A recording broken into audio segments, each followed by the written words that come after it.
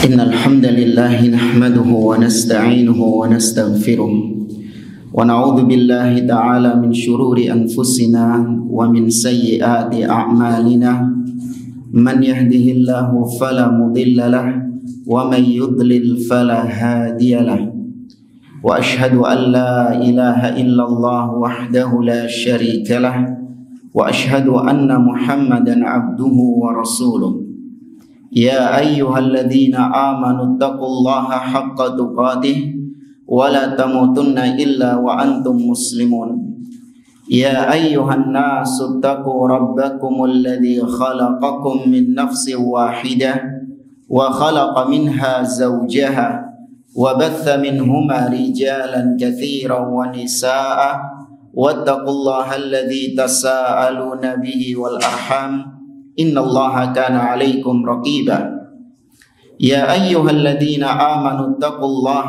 وقولوا قولا سديدا يصلح لكم أعمالكم ويغفر لكم ذنوبكم ومن يطع الله ورسوله فقد فاز فوزا عظيما أما بعد فإن أصدق الحديث كتاب الله وخير الهدي هدي محمد صلى الله عليه وسلم وشر الأمور محدثاتها وكل محدثة بدعة وكل بدعة ضلالة وكل ضلالة في النار. معاشر المسلمين إخواني في الله وأخواتي rahimani wa rahimakumullah. Alhamdulillah, segala puji bagi Allah Subhanahu wa taala yang karena limpahan nikmat dan taufiknya kita dipertemukan kembali oleh Allah di dalam majelis yang mulia ini untuk kita duduk bersama melanjutkan kembali pembahasan kitab Manhajus Salaf fit Ta'amul Ma'al Inhirafat Al-Aqadiyah Wal Manhajiyah, atau Manhaj Salaf, metode para salaf dalam menyikapi penyimpangan-penyimpangan akidah dan manhaj, oleh Syekh Ad-Doktor Muhammad bin Umar Bazmul hafizahullah ta'ala. Kita masih sampai di halaman yang kelima, di mana beliau menyebutkan tentang kenapa kita harus mengenal para salaf. Kenapa kok ada judul Manhaj As-Salaf? Apa urgensinya salaf di sini? Kenapa harus ditekankan manhaj salaf? Ya, maka beliau membawakan dalil dari firman Allah di surah An-Nisa ayat 115. Allah Ta'ala berfirman, "Wa may yushaqiqir rasul min ba'di ma tabayyana lahul huda wa yattabi' ghaira sabilil mu'minin nuwallihi ma tawalla wa nuslihi jahannama wa sa'at masira." Kata Allah, barang siapa yang menentang Rasul. Sudah kita sampaikan, menentang Rasul bukan dengan lisannya, tapi menentang Rasul dengan perbuatannya dia. Dia berakidah, berkeyakinan dengan keyakinan yang berbeda dengan apa yang diyakini Rasul. Rasul menegaskan suatu akidah, ternyata dia nggak mau dengan akidahnya Rasul itu. Kemarin yang kita contohkan, Rasul akidahnya Allah di mana? Allah di atas, tapi dia nggak mau dengan akidah itu, nggak masuk akal katanya. Dia lebih memilih mengatakan Allah di mana-mana, atau Allah ada tanpa arah, tanpa tempat dan yang lainnya. Ini artinya menentang Rasul. Setelah dijelaskan atasnya kebenaran, setelah dijelaskan atasnya al-huda, petunjuk, dia tetap menentang Rasul. Wa yattabi' ghaira sabilil mu'minin, dan dia mengikuti jalan lain selain jalannya orang-orang yang beriman. Maka kata beliau di sini, yang disebut orang-orang beriman yang pertama kali siapa? Ketika ayat ini turun, yang disebut mukminin, orang-orang beriman, itu siapa? As-sahabah. Ya, para salaf, para sahabat Nabi SAW. Maka maksud dari ayat ini, dia mengikuti jalan lain selain jalannya para sahabat. Ya, dia berkonsep dengan konsep yang berbeda dengan konsepnya para sahabat. Apa ancamannya? Nuwallihi ma tawalla. Kami biarkan dia berpaling kemana dia berpaling. Ya, dibiarkan tersesat sama Allah Subhanahu wa taala. Semakin disesatkan dia. Wa nuslihi jahannam, dan di akhirat dia dimasukkan ke dalam neraka jahannam. Wa sa'at masira, dan itu seburuk-buruknya tempat. Kata beliau, awwalu ma yantabiqu wa awwalu ma yantiqu wa awwalu ma yantaliqu innama yutlaqu ala ma kana alaihi salaf minas sahaba wa man tabi'ahum bi ihsanin ila yaumiddin. Kata beliau, sabilul mu'minin, yang dalam ayat ini yang dimaksud dengan jalannya orang-orang beriman, maka yang pertama kali terbetik, yang pertama kali menjadi orang beriman, yang pertama kali disebut sebagai orang beriman, tidak ada jawaban lain kecuali mereka adalah para sahabat Nabi SAW. Ya, diikuti dengan orang-orang yang mengikuti jalan para sahabat. Ya, para tabi'in, kemudian generasi setelahnya, dan kita kalau mengikuti mereka, maka kita juga termasuk di dalam golongan para sahabat Nabi SAW. Wa bayyana lana ar-rasul sallallahu alaihi wasallam anna sabilan najati minat tafarruqi wal ikhtilafi wal inhiraf at-tamassuku bima jaa 'anis salafis salih. Dan Nabi SAW telah menjelaskan kepada kita jalan keselamatan. Ya, bagaimana cara kita selamat dari perpecahan umat? Ya, cara kita selamat dari terombang-ambingnya umat Islam, terombang-ambingnya kaum muslimin, yakni banyaknya pemikiran-pemikiran menyimpang, akidah-akidah sesat yang masuk ke dalam tubuh kaum muslimin, sehingga membuat sebagian orang kebingungan. Ya, jangankan mu'alaf yang baru masuk Islam, yang sudah lama masuk Islam saja kadang bingung. Endi sing tepak iki. Ya kan? Apalagi mu'alaf yang baru masuk Islam. Waduh, iki kok siji ambek sing iki. Ini kok lain konsepnya sama yang ini. Yang ini mengatakan Allah di atas, yang ini mengatakan Al-Qur'an kalamullah, yang ini mengatakan Al-Qur'an makhluk, yang ini suka mencaci pemimpin, yang ini mengharamkan mencaci pemimpin. Kebingungan.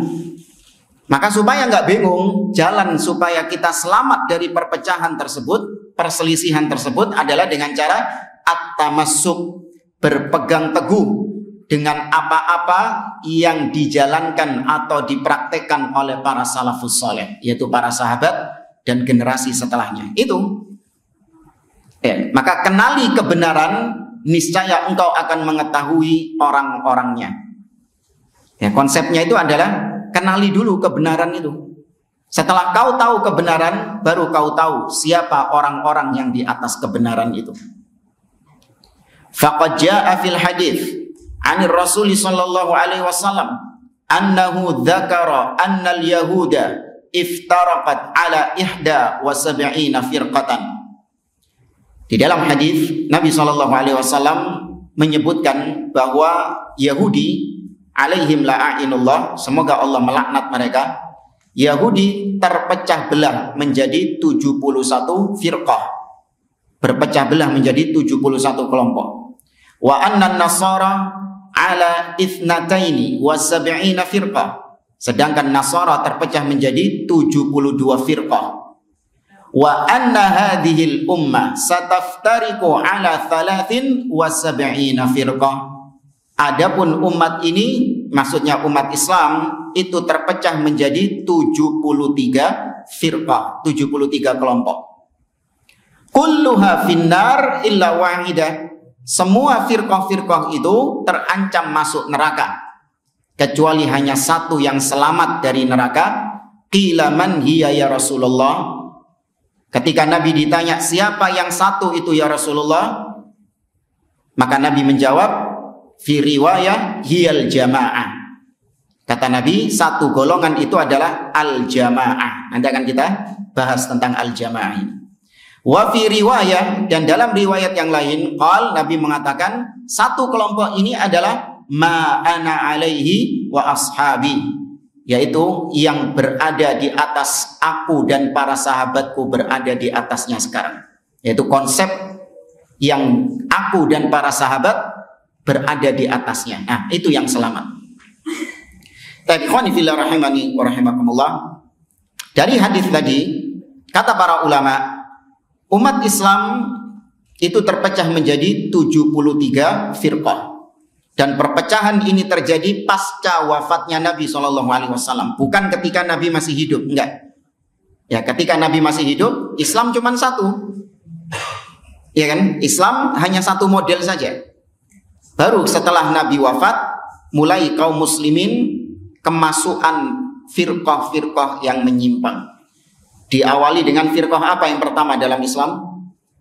Khawarij. Ya, kemudian masuk Qadariyah yang menolak takdir. Ya, mulai masuk Rafidah, Syiah, mulai masuk Jahmiyah, Murji'ah dan yang lainnya dari itu tadi, Mu'tazilah dan yang lainnya. Ya, mulai kemasukan itu. Nah, kata para ulama bahwasanya firqah-firqah tersebut itu sejatinya mereka ini masih dianggap sebagai muslim atau kafirkah mereka? Tadi Nabi mengatakan 73, yang satu selamat, yang lain di neraka. Apakah mereka berarti kafir? Tidak. Ya, kata para ulama, mereka masih muslim, masih mukmin, tapi diancam neraka karena penyimpangan mereka dalam agama. Jadi masuk neraka itu jangan dianggap cuman gara-gara maksiat tok. Cuman gara-gara kafir tok, enggak. Fulan masuk neraka karena dia kafir, fulan masuk neraka karena dia zina, karena dia minum khamr, riba. Iya, itu sebab masuk neraka. Tapi ada juga penyebab masuk neraka karena penyimpangan dalam masalah agama, dalam masalah akidah. Ya, maksiat dalam masalah akidah. Jadi ada maksiat syahwat dan ada maksiat syubhat. Kata Syekhul Islam Ibnu Taimiyah rahimahullah, wal ma'asi asyubuhatiyah asyaddu minal ma'asi asyahwaniyah. Maksiat syubhat itu lebih berat daripada maksiat syahwat. Apa maksudnya? Maksiat yang berkaitan dengan syubhat itu lebih dahsyat daripada maksiat yang berkaitan dengan syahwat. Maksiat syubhat itu terjadi pada apa? Pada apanya? Pada akidahnya, pada keyakinannya dia, pada praktek beragamanya dia. Itu lebih dahsyat pelanggaran di sini daripada pelanggaran-pelanggaran yang berkaitan dengan syahwatnya dia, berkaitan dengan duniawinya dia, zina, riba, minum khamr, judi, mendolimi orang dan yang lainnya. Meskipun dua-duanya maksiat, bukan berarti kita menyepelekan yang satunya, tidak. Ya. Maka mereka terancam neraka karena penyimpangan-penyimpangan mereka. Meskipun zahirnya mereka ahli ibadah, zahirnya mereka nggak mau maksiat, yang nggak pernah minum khamr, nggak pernah bermaksiat kepada Allah, namun praktek beragamanya menyimpang, tetap masuk neraka.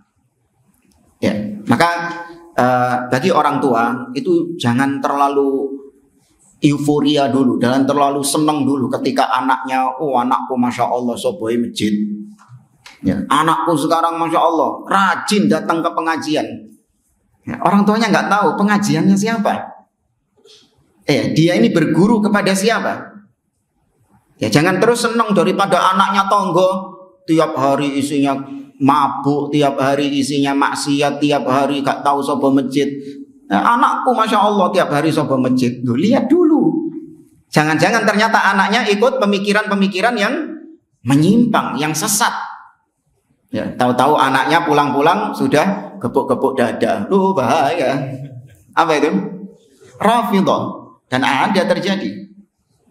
Ya, tahu-tahu anaknya sudah dikabarkan ya ikut ISIS misalnya, atau ikut kelompok-kelompok teroris misalnya. Naudzubillah. Ya, maka anak-anak orang tua jangan terlalu senang kalau anaknya itu sobo masjid, mulai ada perhatian sama agama, nggak mau maksiat. Ya, ini semangat yang bagus. Tapi kalau diculno, dilepaskan begitu saja sama orang tuanya, khawatirnya dia akan terjerumus ke dalam pemikiran-pemikiran yang menyimpang. Maka intinya mereka masih muslim, 73 ini. Kemudian Nabi mengatakan kulluha finnar, berarti kalau Nabi mengatakan mereka di neraka, kalau mereka masih muslim berarti nerakanya ini kekal atau tidak? Tidak kekal, sesuai dengan kadar penyimpangan mereka di dalam agama, kadar kesesatan mereka di dalam agama. Semakin sesat maka semakin besar siksanya dia. Ya, bahkan ada yang dikafirkan oleh para ulama seperti Jahmiyah, ya, Syiah Rafidhah, kemudian Gulat Qadariyah, Gulatul Murji'ah yang ekstrim, itu dikafirkan oleh para ulama, bukan termasuk bagian dari 73 golongan kaum muslimin ini. Ya, tapi dia di luar. Syiah Rafidhah di luar. Ya, 73 kaum muslimin, mereka tidak dianggap sebagai kaum muslimin. Kemudian jamaah rahimani wa rahimakumullah, ketika Nabi ditanya siapa yang satu yang selamat itu, di sini dari sini hadis ini timbul penamaan ahlus sunnah berupa al-firqatu an-najiyah, ya, kelompok yang selamat dari penyimpangan-penyimpangan, akidah mereka selamat dari kesesatan, dan di akhirat mereka selamat dari neraka jahanam. Ya, Allahumma ja'alna minhum, semoga kita termasuk di dalamnya. Ketika para sahabat bertanya siapa yang satu itu ya Rasulullah, maka Nabi menjawab al-jamaah, golongan tersebut. Ya, al ada alif lam di situ, itu fungsinya seperti the dalam bahasa Inggris. Ya, menunjuk kepada satu kelompok. Jadi kalau disebut jamaah tanpa alif lam itu masih umum. Bisa kelompok ini, bisa kelompok ini, bisa ini, bisa. Tapi ketika sudah disebut al-jamaah berarti mengerucut kepada satu kelompok saja. Hanya ini yang bersatu. Al-jamaah artinya yang bersatu. Di sini Nabi menyebutkan sifatnya, yaitu mereka yang berjamaah itu adalah yang sesuai dengan apa yang aku dan para sahabatku berada di atasnya. Yang konsep mereka berada di atas apa yang aku jalani dan yang dijalankan oleh para sahabat. Itu yang disebut al-jamaah. Lebih dalam lagi kata para ulama, al-jamaah, ini sering kalimat ini disalahartikan oleh sebagian orang, apalagi firqah Islam jamaah. Ya, mereka menggunakan hadis-hadis yang berbicara tentang jamaah untuk mendoktrin jamaah-jamaah mereka. Kalau keluar dari jamaah ini maka kafir. Kata para ulama, kalimat al-jamaah, ya, persatuan yang bersatu, itu ada dua penggunaannya di dalam dalil-dalil Al-Quran dan Sunnah. Yang pertama disebut dengan jama'atuddin, yaitu persatuan di atas agama. Ya, persatuan di atas agama. Dan yang kedua adalah jama'atul badan, persatuan secara fisik. Ya, persatuan secara badan, secara fisik. Apa maksudnya jama'atu ad-din, jamaah yang di atas agama? Yaitu siapapun yang berpegang dengan konsepnya Nabi, manhajnya Nabi dan para salaf, akidahnya sesuai dengan akidahnya Nabi dan para salaf, maka dia disebut berjamaah meskipun ijenan. Ya, dia disebut jamaah seperti yang disebutkan Nabi ini. Dialah al-jamaah yang sesungguhnya, yang selamat, yang satu itu loh. Tadi Nabi mengatakan yang selamat dari 73 siapa? Cuman berapa? Satu, al-jamaah. Siapa al-jamaah ini? Apakah yang kumpul-kumpul orang banyak? Enggak. Yang sesuai konsep beragamanya dengan Nabi dan para sahabat, itu yang disebut berjamaah. Meskipun ijen dil. Ya, meskipun ijenan dil. Ini sebagaimana ucapan Abdullah bin Mas'ud radhiyallahu taala anhu. Abdullah bin Mas'ud pernah mengatakan, al-jamaah ma wafaqal haq wa in kunta wahdak. Jamaah yang bersatu, kelompok yang bersatu, itu adalah seseorang yang di atas kebenaran. Sepanjang dia di atas kebenaran, maka dia disebut berjamaah. Wa in kunta wahdak, meskipun kau seorang diri. Loh, kan berjamaah itu kan banyak. Masa bisa seorang diri dikatakan berjamaah? Dia berjamaah secara din, ya, secara konsep agamanya. Dengan siapa dia berjamaah? Nabi dan para sahabat. Dia berjamaah secara agama bersama Nabi dan para sahabat. Meskipun fisik mereka tidak bersama Nabi dan para sahabat. Siji zaman. Beda zaman. Tapi secara konsep, secara akidah, mereka berjamaah bersama Nabi dan para sahabat. Paham jamaah? Nah, ini makna yang pertama, al-jamaah. Sedangkan makna yang kedua adalah jama'atul badan, persatuan di atas fisik, persatuan fisik, persatuan badan. Artinya adalah as-sam'u wa ta'ah li waliyil amr. Kaum muslimin mereka bersatu, berjamaah di bawah kepemimpinan seorang pemimpin yang muslim. Mereka dengar dan mereka taat kepada pemimpin tersebut. Nah, ini menjaga persatuan, menjaga jamaah. Dengan kita mendengar dan taat kepada pemimpin, sepanjang itu bukan maksiat. Maka dari sini berlaku hadis Nabi yang mengatakan jamaah. Seperti misalnya Nabi mengatakan, man faraqal jama'ata shibron famata alaihi famata famitatun jahiliyah. Barang siapa yang memisahkan diri dari jamaah, ya, meskipun hanya sejengkal saja, kemudian dia mati, maka bangkainya adalah bangkai jahiliyah. Maksudnya memisahkan diri dari jamaah adalah al-khuruj alal hukam, keluar dari ketaatan kepada pemimpin. Tidak lagi menganggap pemimpin yang ada sebagai waliul amr yang ditaati. Ya, khuruj. Ini kelakuannya orang-orang khawarij. Keluar dari ketaatan kepada pemimpin. Sejengkal saja, kemudian mati, maka dia mati sebagaimana matinya orang-orang jahiliyah. Gak punya pemimpin. Ya, mati gak punya pemimpin. Man mata walaysa fi unuqihi bai'ah mata mitatan jahiliyah, dalam hadis yang lain. Barang siapa yang mati sedangkan di pundaknya tidak ada baiat kepada pemimpin, maka dia matinya seperti kondisi orang-orang jahiliyah terdahulu. Mereka mati nggak ada pemimpin yang memimpin mereka. Siapa pemimpinnya Mekah ketika itu, zamannya Nabi? Abu Jahal, bukan pemimpin itu.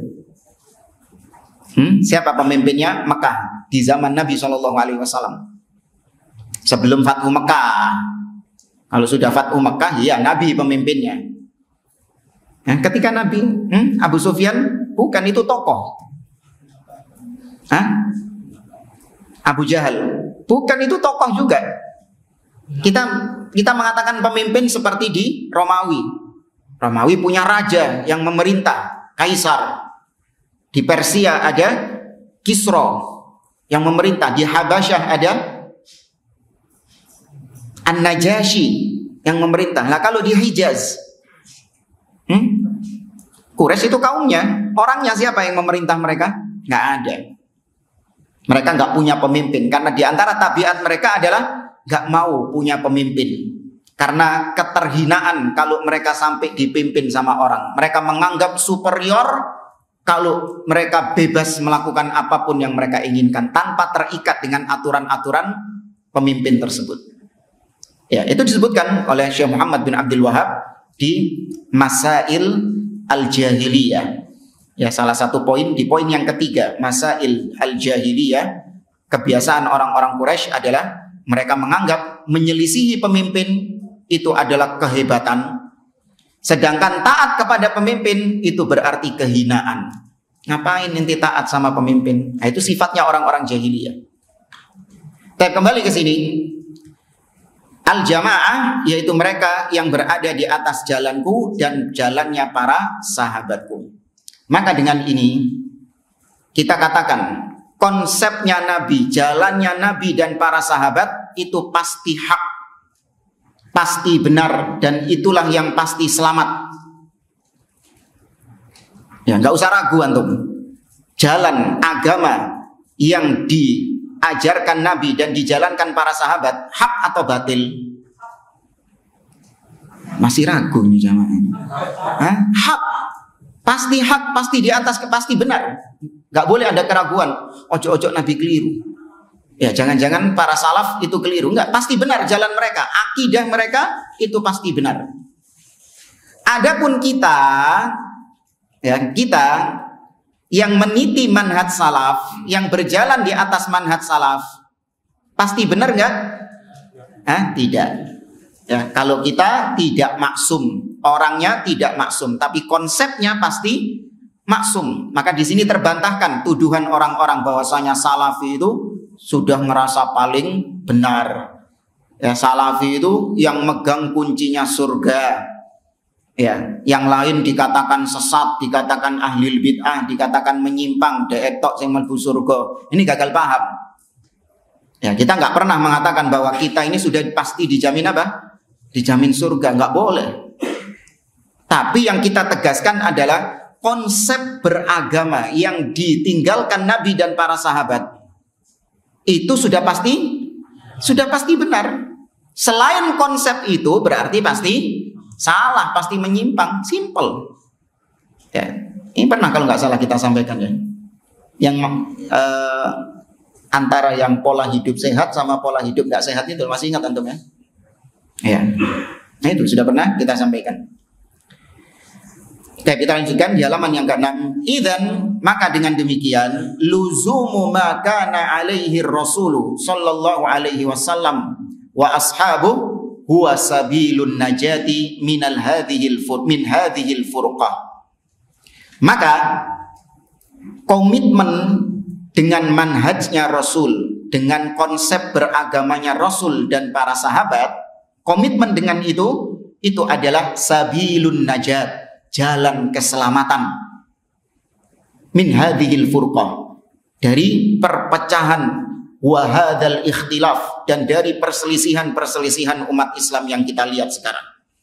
Perpecahan umat Islam yang semakin banyak sekarang. Jalan selamat adalah dengan kita meniti komitmen di atas jalannya Nabi dan para sahabat. Ya, harus belajar supaya orang tahu, karena sebagian orang memberikan kamuflase. Ini jalannya Nabi, ini jalannya para sahabat, konsepnya para sahabat seperti ini. Ternyata setelah diteliti, enggak, para sahabat enggak gitu. Contoh ya, yang sering digembar-gemborkan oleh ahli bidah.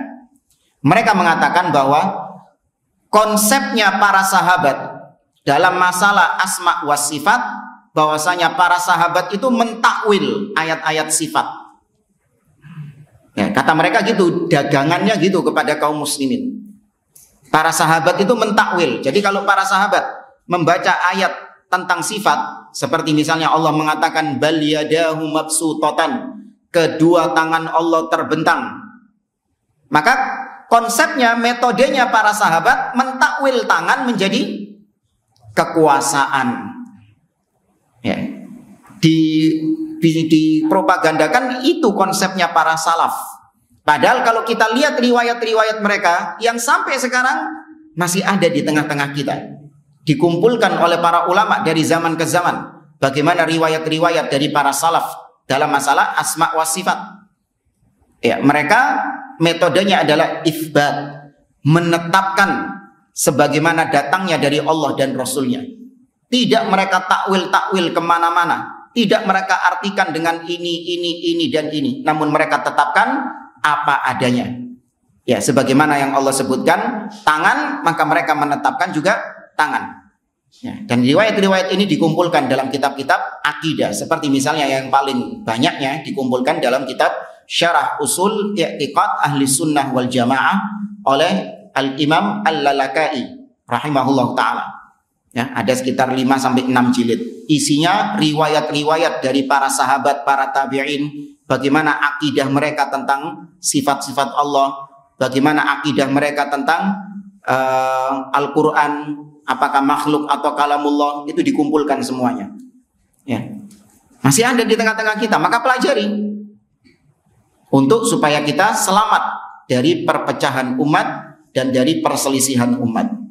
Lidzalik kana la budda an nata'allama manhaj salaf. Tuh kata beliau. Oleh karena itu wajib bagi kita untuk mempelajari manhaj salaf ini, karena ini jalan keselamatan. Wa an na'rifa ma huwa manhajus salaf, dan hendaklah kita lebih mengenal lagi apa sih manhaj salaf itu, metodenya para sahabat itu bagaimana. Li annahu bi idnillahi huwa sabilul khalas min ayyi furqatin wa ikhtilafin. Karena dengan kita mempelajari manhaj salaf, dengan izin Allah kita bisa lolos dari jerat-jerat atau dari terombang-ambing di perpecahan kaum muslimin, perselisihan kaum muslimin. Wa min ayyi taghyirin sayahsulu fi hadhil ummah, dan juga dari perubahan-perubahan yang terjadi pada umat Islam. Sudah kita singgung dulu, umat Islam mereka itu bersatu di atas tauhid. Mereka konsepnya adalah konsepnya Nabi dan para sahabat. Namun seiring dengan berjalannya waktu, umat Islam semakin banyak.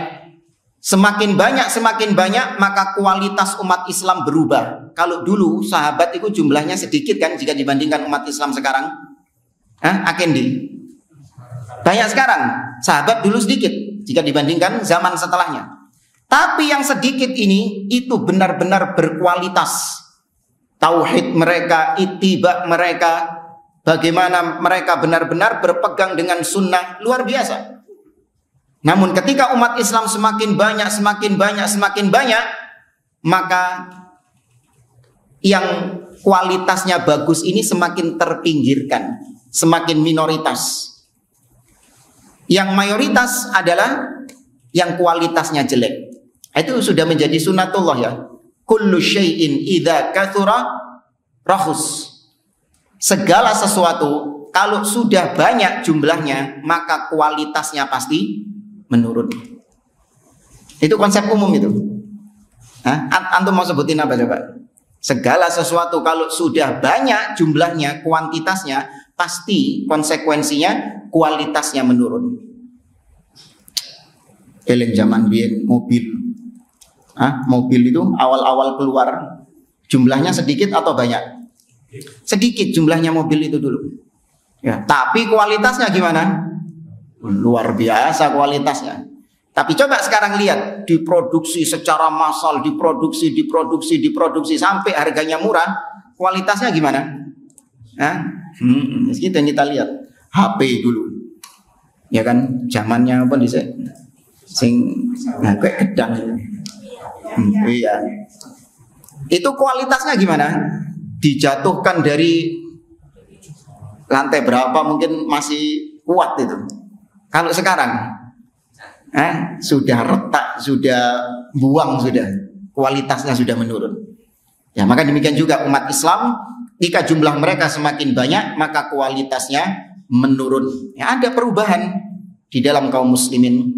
Islam yang murni justru terpinggirkan, sedangkan Islam yang sudah tercemari dengan kesyirikan, kebid'ahan, penyimpangan, ini yang semakin populer, ya, yang semakin terangkat, yang semakin digandrungi sama manusia. Sedangkan Islamnya Nabi yang masih murni dikucilkan, dipinggirkan sama manusia. Fa inna Rasulullah sallallahu alaihi wasallam lamma dzakara at-taghyir wal ikhtilaf alladhi sayahsul fi hadhihi al-ummah asyara ila hadha aidan. Apalagi Nabi sallallahu alaihi wasallam ketika menyebutkan bahwa umat ini akan berubah, akan terjadi perubahan dalam umat ini. Dulunya kualitasnya bagus, berubah menjadi jeblok kualitasnya. Dulunya bersatu, kemudian menjadi bercerai-berai, berpecah belah. Nabi ketika menyebutkan hal tersebut, Nabi juga menyebutkan tentang solusinya. Ya, ini diantara wahyu yang Allah wahyukan kepada Nabi tentang peristiwa yang terjadi di masa yang akan datang. Secara asal Nabi nggak tahu apa yang terjadi di masa yang akan datang. Tapi Allah memberitahukan bahwa nanti umat Islam akan tercerai-berai, akan terpecah belah. Ini yang disebut dengan iradah kauniyah. Allah mencintai perpecahan enggak? Allah tidak mencintai perpecahan. Bahkan Allah memerintahkan untuk bersatu. Wa'tasimu bihablillahi jami'an wala tafarraqu. Ya, berpeganglah kalian dengan tali Allah, bersatu dengan tali Allah, dan jangan kalian bercerai-berai. Tapi kenapa Allah takdirkan bercerai-berai? Allah takdirkan umat Islam berselisih, berfirqah-firqah, berkelompok-kelompok, sebagai bentuk apa? Ujian. Ya, dengan ujian tersebut seorang diketahui bagaimana keseriusan dia dalam menuntut agama, dalam menuntut ilmu. Ya enggak, hikmahnya kan gitu kan? Dengan banyaknya firqah-firqah tersebut, kita jadi semakin giat mendalami agama ini. Kita jadi semakin semangat mendalami agama ini, supaya jangan sampai kita terombang-ambing dengan firqah-firqah yang menyimpang itu. Semakin belajar loh, malah ketok. Makin nampak mana yang memang serius. Tapi ada orang-orang yang nggak mau serius belajar agama, membiarkan terombang-ambing dirinya dalam perpecahan-perpecahan. Nanti lagi viral kelompok ini melok kelompok ini, ya, lagi viral firqah ini melok. Pokoknya mana yang untung bagi dia dimeloi, dilebon yang beda, ya kan? Lagi di Saudi misalnya, wah ini lagi banyak dakwah sunnah di Saudi, melok sunnah. Ada pindah ke Iran, wah ini lagi viral di sini, yang paling ngetren Syiah Rafidhah, melok jadi Syiah Rafidhah. Ya, jadi kemanapun dia menclok, dia berubah warnanya. Ini yang disebut dengan bunglon, ya, mutalawin. Ahlus sunnah enggak, ya, seorang muslim yang sejati enggak gitu. Ya, dia serius belajar. Dengan adanya firqah-firqah yang menyimpang ini membuatnya semakin terpacu. Jangan sampai saya tersesat, jangan sampai saya menyimpang, karena Nabi mengatakan hanya satu yang selamat, digoleki temen sing siji. Ya, dicari benar yang satu ini yang mana, dipelajari sama dia. Ma ana alaihi wa ashabi, yaitu sesuai dengan aku dan para sahabatku. Ya opo sih Nabi dan para sahabat ini? Bagaimana sih ibadah mereka? Bagaimana sih akidah mereka? Nah itu butuh effort, butuh belajar, sinau deh. Hadir dari satu kajian ke kajian yang lain, dari satu majelis ke majelis yang lain, buka kitab dari satu buku ke buku yang lain. Nah kan kelihatan ini orang yang serius dan orang yang tidak serius. Itu fungsinya ujian. Padahal secara asal Allah nggak cinta dengan perpecahan. Allah cintanya dengan persatuan. Tapi dengan perpecahan itu, maka akan membuka kedok, menyingkap orang-orang yang selama ini memang nggak serius beragama. Buktinya dia nggak mau selamat, nggak mau belajar agama supaya bisa selamat dari perpecahan. Ya. Apa ya? Ibarat masa-masa tenang. Ya, kalau bersatu semuanya itu gak ketok, gak kelihatan mana yang serius, yang jujur dalam beragama dan mana yang gak jujur dalam beragama. Dalam masa-masa tenang kelihatan gak? Gak kelihatan. Baru kelihatan ketika masa-masa fitnah. Nah, di situ baru kelihatan mana yang serius, mana yang sungguh-sungguh, dan mana yang main-main.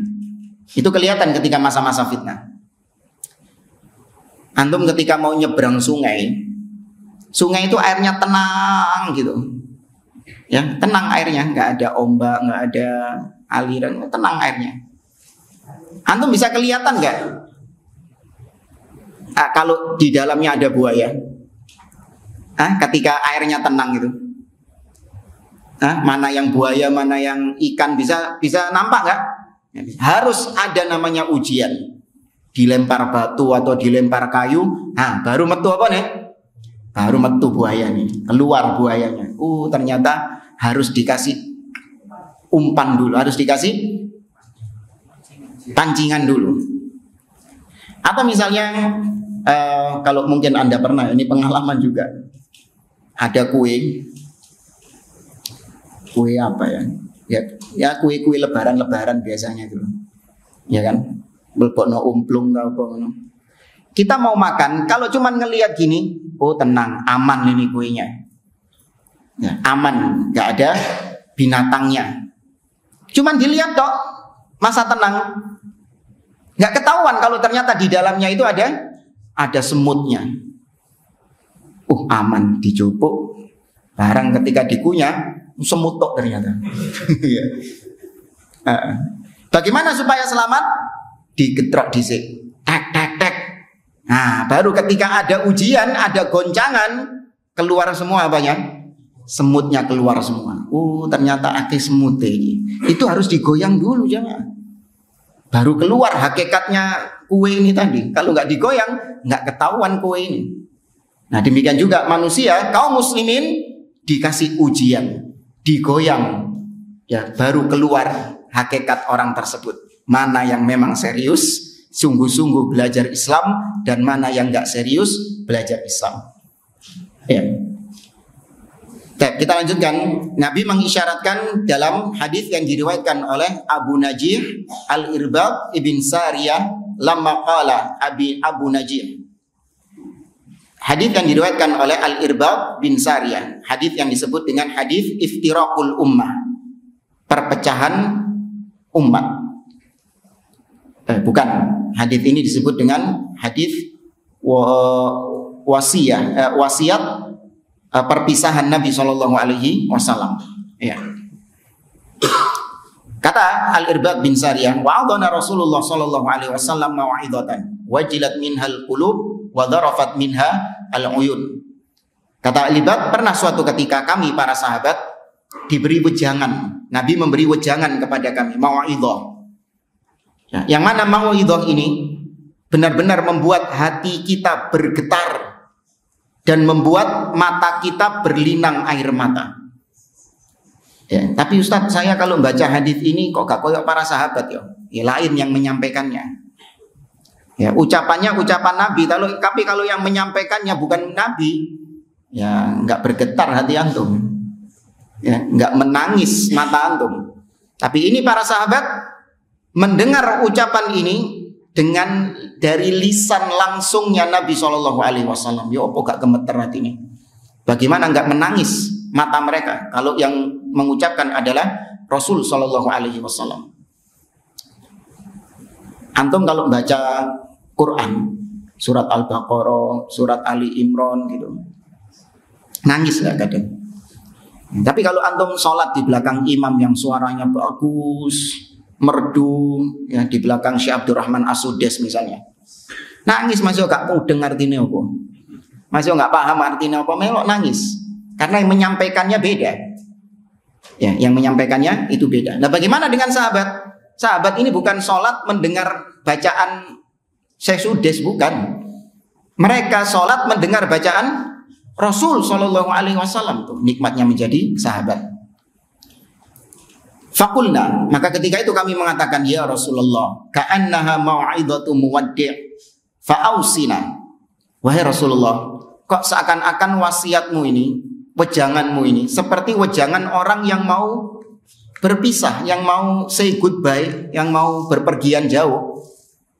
Ya kan? Anda kalau mau berpergian jauh pasti wasiatnya lain kepada anak-anak, kepada istri. Nah, mau safar misalnya, mau umroh, mau haji misalnya, pasti Anda akan mengucapkan wasiat yang berbeda dengan Anda mau berangkat kajian atau mau pergi ke luar kota biasa, beda. Maka para sahabat sudah bisa nangkep kalau wasiatnya Nabi ini adalah seperti wasiat mau berpisah. Karena benar setelah itu Nabi SAW wafat. Maka mumpung Nabi masih hidup, fa'ausina, wahai Rasulullah, berikan kami wasiat. Ya, yang dengan wasiat itu kami berpegang. Meskipun kau tinggalkan kami, namun kami masih punya pegangan berupa wasiatmu itu. Maka Nabi SAW mengatakan, faqal usikum bitaqwallahi wassam'i wa ta'ah wa in ta'ammara alaikum abdun habashi. Aku wasiatkan kalian untuk bertakwa kepada Allah, dan kalian wajib mendengar dan taat kepada pemimpin, meskipun yang memimpin kalian adalah seorang budak dari Habasyah. Ya, sepanjang dia masih muslim, bagaimanapun cara dia meraih kepemimpinan, kalau sudah sampai pada tampuk kekuasaan, wajib untuk didengar dan ditaati, sah sebagai waliul amr. Oh, Ustadz, caranya nggak syar'i ini, dia curang, caranya pakai nyogok ini, pakai bayar ini sehingga dia menang misalnya jadi pemimpin. Baik, sekarang sudah naik jadi pemimpin nggak? Sudah resmi nggak? Iya sudah di ini. Ya sudah, kelas. Ya selesai sudah. Dia sudah sah menjadi pemimpin. Soal nanti caranya dia keliru, caranya dia salah, itu urusan dia sama siapa? Allah Subhanahu wa Ta'ala. Mana dalilnya? Barusan Nabi mengatakan, meskipun yang memimpin kalian adalah budak. Budak, ya apa caranya jadi pemimpin kalau nggak cara yang nggak benar? Bisa nggak budak jadi pemimpin dengan cara yang benar, jalur yang benar? Ya merdeka dhisik dong. Nah, iya kan? Harus merdeka dulu dia kalau mau jadi pemimpin. Ini nggak masih budak, sudah naik anak tangga, ngelewati majikannya langsung jadi pemimpin. Pasti caranya nggak benar ini. Tapi Nabi mengatakan tetap mendengar dan taat. Ya, ini panjang juga faedah dari hadis ini. Cuman poinnya bukan itu. Di pembahasan ini poinnya bukan itu. Poinnya ini.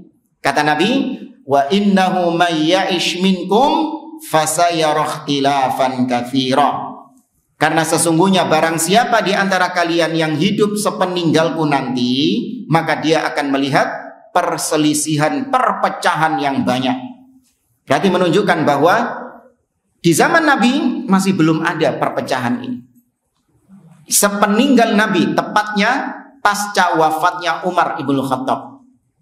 Ya, pasca wafatnya Umar ibn Khattab, dan penggantinya Umar adalah sosok yang bertolak belakang dengan Umar.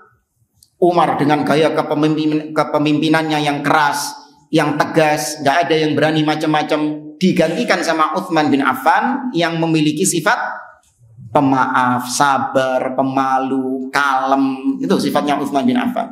Sampai malaikat pun malu kepada Utsman bin Affan. Nah, gara-gara malunya Utsman ini, orang-orang yang ingin merusak sudah mulai berani unjuk gigi. Di zamannya Umar gak wani.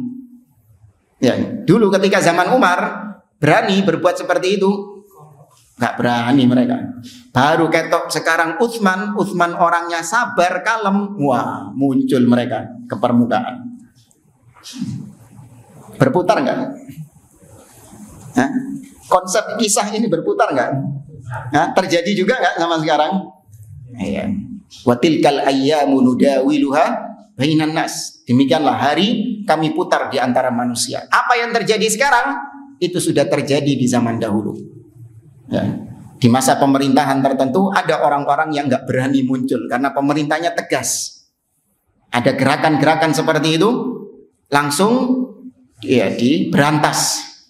Ya, begitu ganti kepemimpinan, sosoknya penyabar, sosoknya kalem, slow. Nah, ini mulai ini muncul ini orang-orang perusak ini, mufsidun, orang-orang yang merusak. Nah, maka akan mendapatkan perpecahan yang banyak. Dan ini kabar dari Allah, wahyu dari Allah kepada Nabi. Bukan berarti Nabi tahu yang gaib, enggak, tapi diberitahukan oleh Allah. Maka Nabi memberikan solusi supaya kalian bisa selamat dari perpecahan tersebut, tidak bingung, tidak terombang-ambing. Fa'alaikum bisunnati, wajib atas kalian berpegang dengan sunnahku. Sunnah di sini bukan kalau dikerjakan dapat pahala, kalau ditinggalkan nggak berdosa, bukan. Sunnah di sini artinya konsepnya Nabi, ajarannya Nabi, apapun yang dibawa oleh Nabi SAW itu disebut sunnah. Akidahnya, ibadahnya, akhlaknya, pegang teguh kata Nabi. Wa sunnatil khulafa'ir rasyidin al mahdiyyin, dan sunnahnya para khulafa. Ya, khulafa secara asal artinya adalah pengganti. Ya, khalifah itu secara asal artinya pengganti. Seperti yang Allah firmankan dalam surat Al-Baqarah, wa id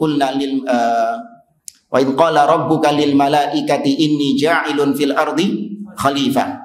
Sesungguhnya aku akan menjadikan di atas muka bumi ini khalifah. Ya, sering diartikan pemimpin. Ya, itu arti yang belakangan ya. Itu makna belakangan. Makna asalnya khalifah itu adalah pengganti. Ya, yang menggantikan. Abu Bakar adalah khalifatu Rasulillah. Abu Bakar adalah khalifah Rasulullah. Maksudnya penggantinya Rasulullah. Allah menjadikan Nabi Adam sebagai khalifah. Apa maksudnya khalifah? Pengganti. Karena sebelum ada manusia di atas muka bumi ini sudah diisi dengan makhluk. Siapa? Al-jin, bangsa jin. Ya, sudah diisi oleh bangsa jin. Maka Allah ingin menjadikan pengganti jin untuk muka bumi ini, yaitu bangsa manusia. Makanya para malaikat bertanya, qalu ataj'alu fiha may yufsidu fiha wa yasfikud dima. Ya Allah, apakah kau akan menjadikan makhluk yang berbuat kerusakan dan mereka menumpahkan darah? Kok bisa para malaikat berucap seperti itu? Karena mereka tahu kelakuannya jin sebelumnya yang ngono kuwi. Ya, jin itu mereka merusak, saling membunuh, menumpahkan darah. Maka malaikat bertanya, apakah makhluk yang baru ini, makhluk penggantinya jin di muka bumi, koyok ngono pisan? Ini malaikat dalam rangka bertanya, bukan protes. Ada orang-orang yang mengartikan, oh ini malaikat protes. Bahkan ada yang lebih konyol lagi, ini ayatnya bolehnya demonstrasi. Ya, malaikat demo kepada Allah Subhanahu wa taala. Naudzubillah. Oh iso dulu. Baik, maka kata Nabi, dan sunnah para khalifah yang mendapatkan petunjuk setelahku. Berarti di sini secara umum khalifah pengganti Nabi adalah pengganti yang akan meneruskan dakwahnya Nabi SAW, yang akan meneruskan konsep dakwahnya Nabi SAW, yaitu para sahabat secara umum.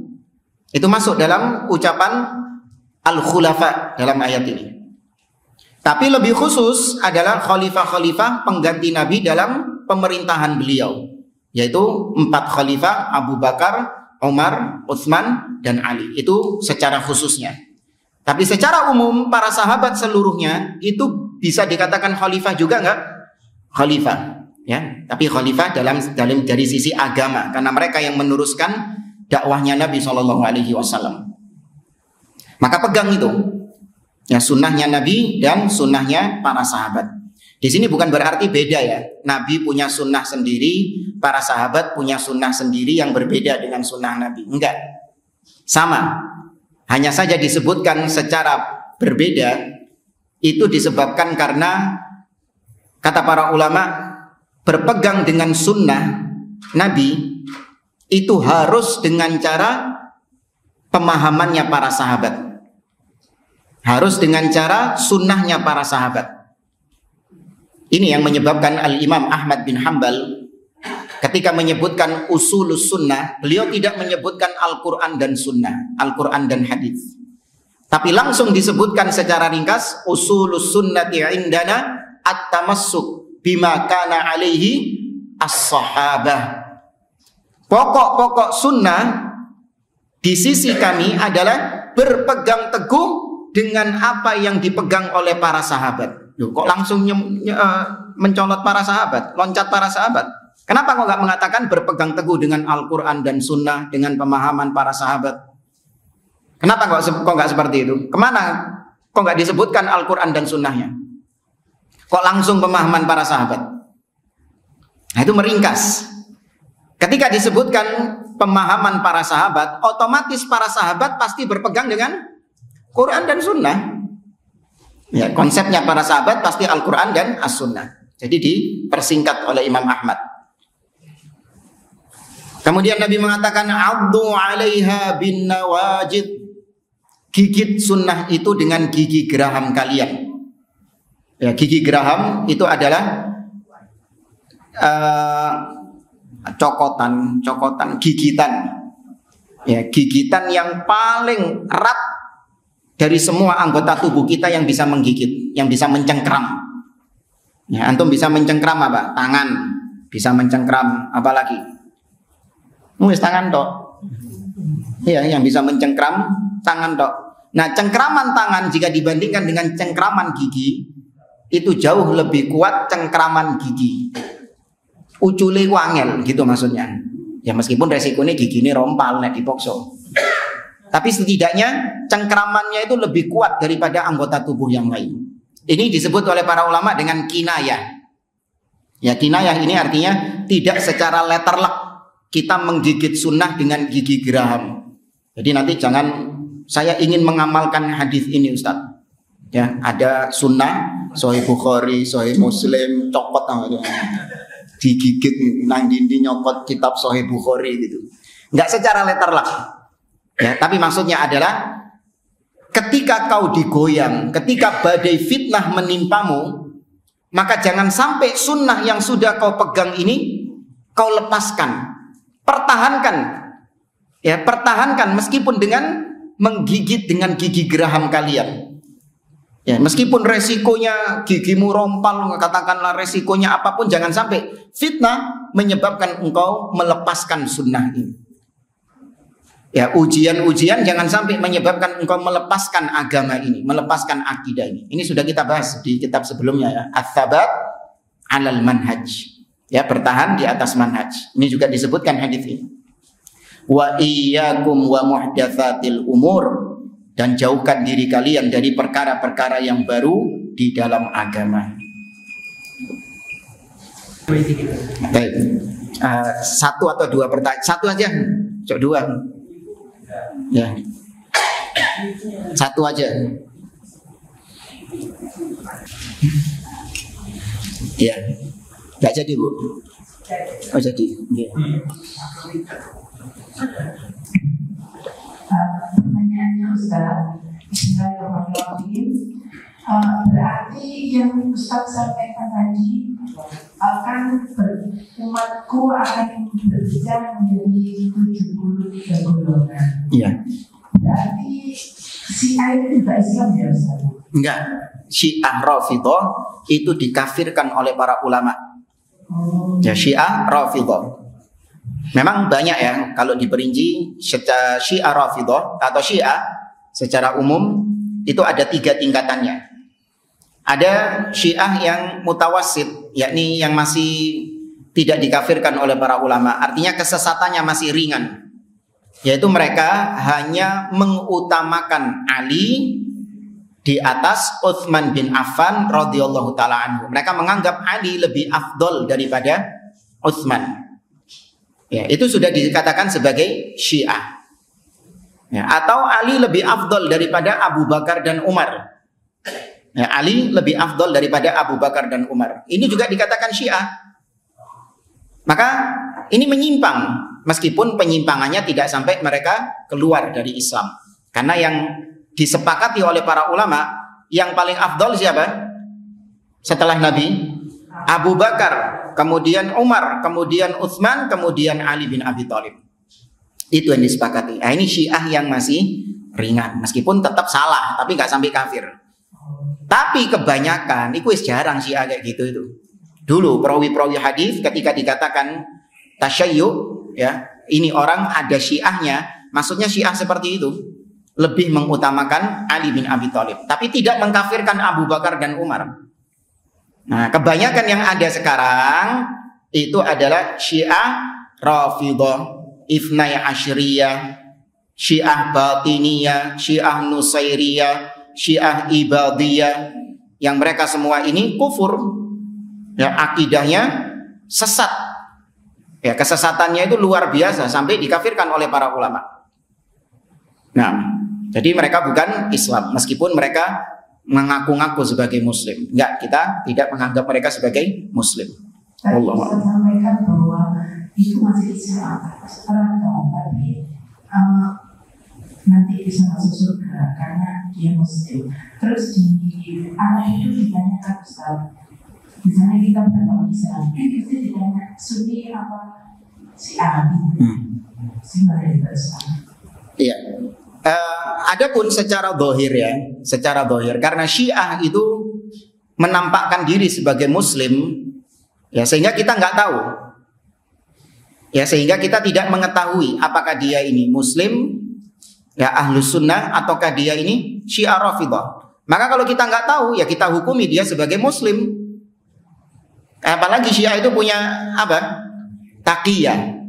Ya, Syiah itu punya taqiyah, menyembunyikan hakikat Syiahnya, menampakkan seakan-akan mereka ini bersama kaum muslimin pada umumnya, menyembunyikan kesyiahannya. Ya, kita yang nggak tahu, ya tetap kita hukumi dia sebagai Muslim pada umumnya. Tapi kalau kita sudah tahu, apalagi tokoh-tokohnya, ya maka mereka bukan Muslim. Wallahu a'lam. Terima kasih Ustaz. Ya, afwan. Monggo Pak, tadi.